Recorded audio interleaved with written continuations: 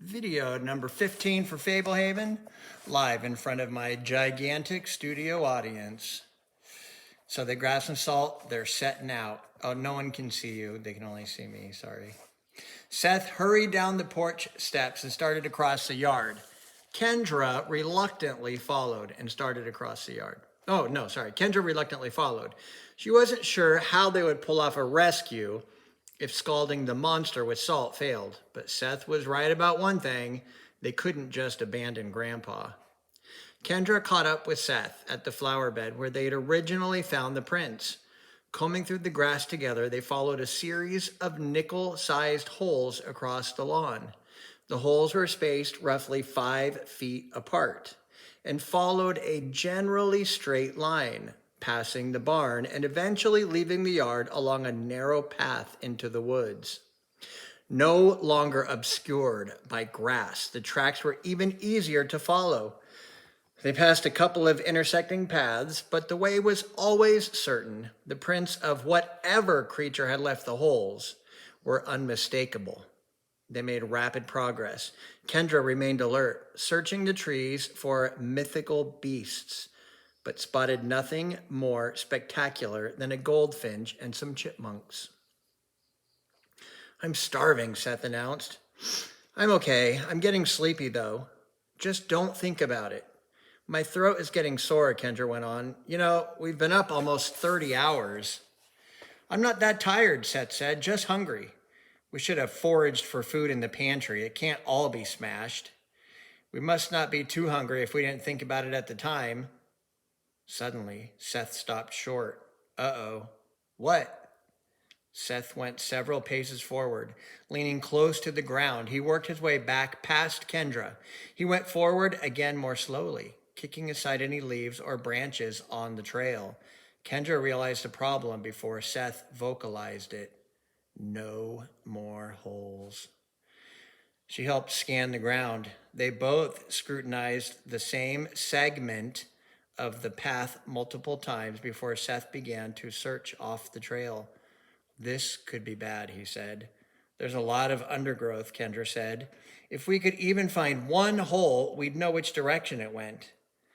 If it left the path, we'll never be able to follow it."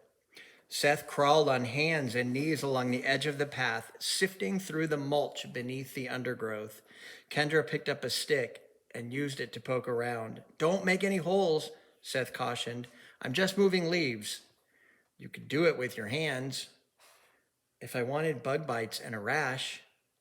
"Hey, this is it." He showed Kendra a hole about 5 feet from the last one on the path. It turned left, diagonally.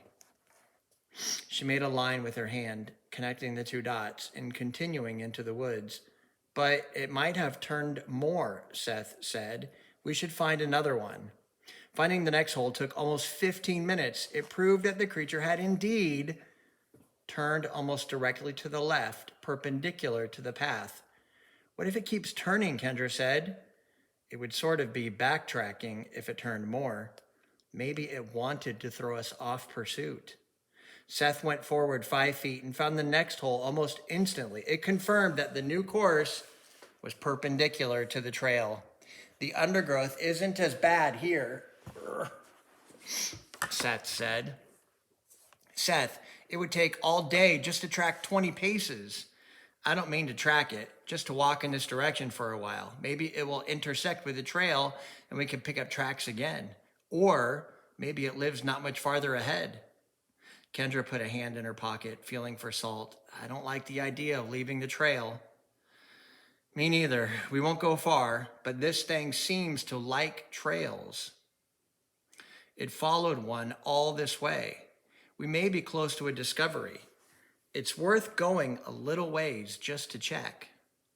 Kendra stared at her brother. "Okay, and what if we run into a cave?" "We take a look." "What if we hear something breathing coming from the cave?" "You don't have to go in. I'll look myself. The point is finding Grandpa." Kendra bit her tongue. She almost said that if they found him out here, it would probably be in pieces. "Okay, just a little ways." They kept walking in a straight line away from the path, scanning the ground, but noticed no more holes. Before long, they crossed a dry, rocky stream bed. Not far beyond, they wandered into a little meadow. The brush and wild flowers in the meadow grew nearly waist high. I don't see any other trails, Kendra said, or any monster houses.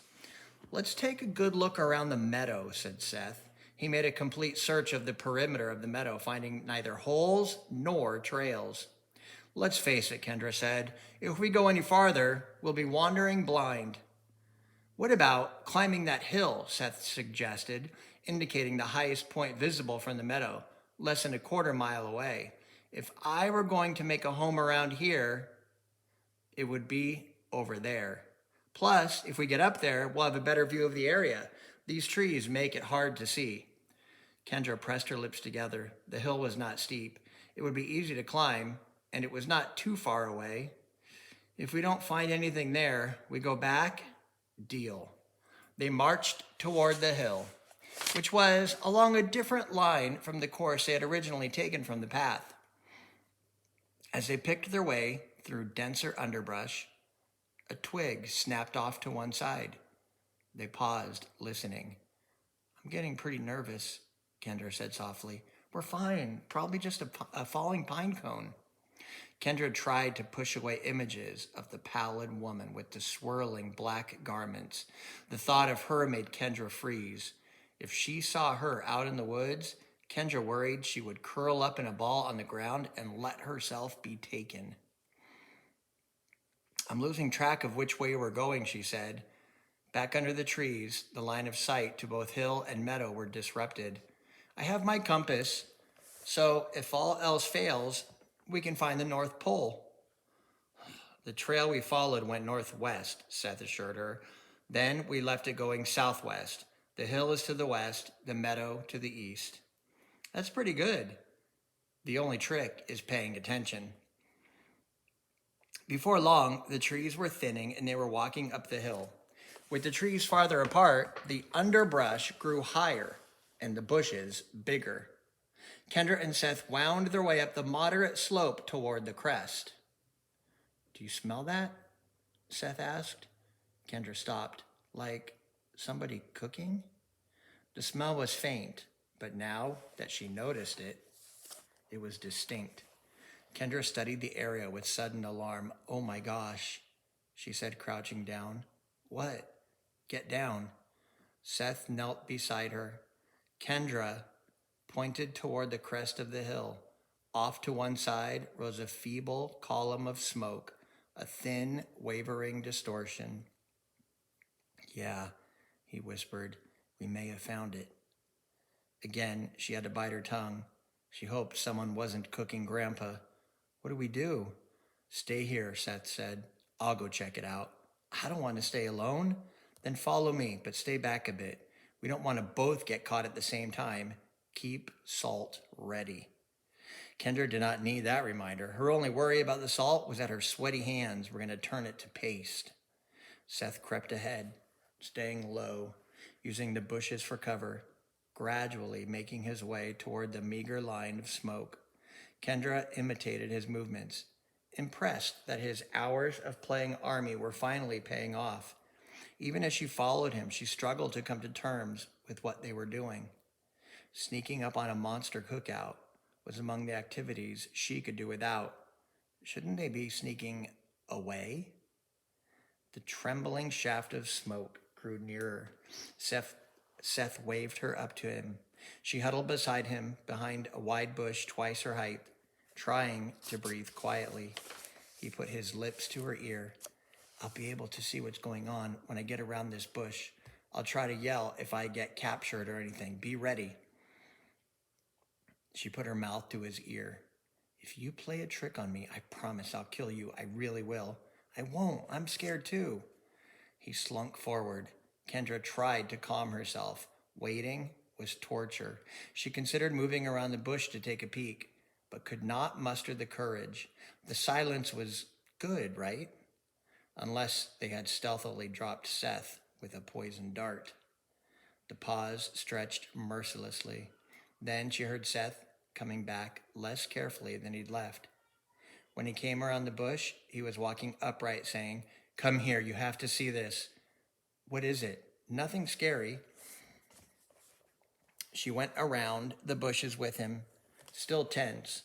Up ahead, in a clear area near the summit of the hill, she saw the source of the thin smoke, a waist-high cylinder of stone with a wooden windlass and a dangling bucket. A well? "Yeah, come smell." They walked to the well. Even up close, the rising smoke remained vapory and indistinct. Kendra leaned over, staring down into the deep darkness. "Smells good." "Like soup," Seth said. "Meat, veggies, spices." "Am I just hungry? It smells delicious." "I think so too. Should we try some?" "Lower the bucket," Kendra said skeptically. "Yeah, why not?" Seth replied. "There could be creatures down there." "I don't think so," he said. "You think it's just a well full of stew?" Kendra scoffed. "We are on a magical preserve. As far as we know, it could be poisonous." "It can't hurt to take a look," Seth insisted. "I'm starving. Besides, not everything here is bad. I bet this is where fairy people come for dinner. See, it even has a crank." He began turning the windlass, spooling the bucket down into the darkness. "I'm staying on lookout," said Kendra. "Good idea." Kendra felt exposed. They were far enough from the summit that she could not see anything on the far side of the hill, but they were high enough that she commanded an expansive view of trees and terrain when she looked down the slope. With little cover surrounding the well, she worried that unseen eyes might be spying from the foliage below. Seth continued unwinding the rope, sending the bucket even deeper. Eventually, he heard it wetly hit bottom. The rope slackened a bit. After a moment, he began winding the bucket back up. "Hurry," Kendra said. "I am. This thing is deep." "I'm worried everything in the forest can see us." "Here it comes." He stopped cranking and pulled the bucket up the last few feet by hand, setting it on the lip of the well. Kendra joined him. Inside the wooden bucket, bits of meat, cut carrots, potato fragments, and onion floated in a fragrant yellow broth. "Looks like a normal stew," Kendra said. "Better than normal. I'm trying some." "Don't," she warned. "Lighten up." He tweezed out a piece of dripping meat and tried it. "It's good," he announced. He plucked out a potato and offered a similar report. Tipping the bucket, he slurped some of the broth. "Amazing," he said. "You have to try it." From behind the same bush they had used as their final hiding place when approaching the well, a creature emerged. From the waist up, he was a shirtless man with an exceptionally hairy chest and a pair of pointy horns above his forehead. From waist down, he had the legs of a shaggy goat. Wielding a knife, the satyr charged straight at them. Both Kendra and Seth turned in alarm at the sound of his hooves racing up the slope. "Salt!" Seth blurted, dipping into his pockets. As he fumbled for salt, Kendra dashed around the well, placing it between herself and the attacker, not Seth. He stood his ground, and when the satyr was a couple of steps away, he flung a fistful of salt at the goat man. The satyr stopped short, obviously surprised by the cloud of salt. Seth threw a second handful, groping in his pockets for more. The salt failed to spark or sizzle. Instead, the satyr appeared bewildered. "What are you doing?" he asked in a hushed tone. "I could ask you the same question," Seth replied. "No, you can't. You're spoiling our operation." The satyr lunged past Seth and slashed the rope with his knife. "She's coming." "Who?" "I'd save the questions for later," the satyr said. He wound the rope until it was tight around the windlass, seized the bucket, and started down the hill, spilling soup as he went. From the far side of the hill, Kendra heard foliage rustling and branches crunching. She and Seth followed the satyr. The satyr slid into the bush Kendra had crouched behind earlier. Kendra and Seth dove in alongside him. An instant after they ducked out of sight, a bulky, hideous woman lumbered into view and approached the well. She had a broad, flat face with saggy earlobes that hung almost to her hefty shoulders. Her misshapen bosom drooped into a coarse, homespun tunic. Her avocado skin had a rigid texture like corduroy. Her graying hair was shaggy and matted, and her build bordered on obese. The well barely came to her knees, making her considerably taller than Hugo. She waddled from side to side as she walked, and she was breathing heavily through her mouth. Bending over, she pawed at the well, stroking the wooden frame. "The ogress can't see much," the satyr whispered. When he said it, the ogress jerked her head up. She yammered something in a guttural language. Shambling a couple of steps away from the well, she squatted down and sniffed at the ground where Seth had thrown his salt. "There been peoples here," she accused in a husky, accented voice. "Where you peoples be?" The satyr placed a finger against his lips. Kendra held perfectly still, trying to breathe softly despite her alarm. She tried to plan which direction she would run. The ogress lumbered down the slope toward their hiding place, sniffing high and low. "I heard peoples, I smelled peoples, and I smell my stew. Peoples been at my stew again. You come out now to apologize." The satyr shook his head, slitting his throat with a finger for emphasis. Seth slid a hand into a pocket. The satyr touched his wrist and shook his head with a scowl. The ogress had already closed half the distance to the bush. "You peoples like my stew so much, maybe you take a bath in it." Kendra resisted the urge to bolt. The ogress would be on them in moments, but the satyr seemed to know what he was doing.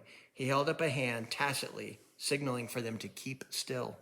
Without warning, something began crashing through the bushes about 20 yards to their right.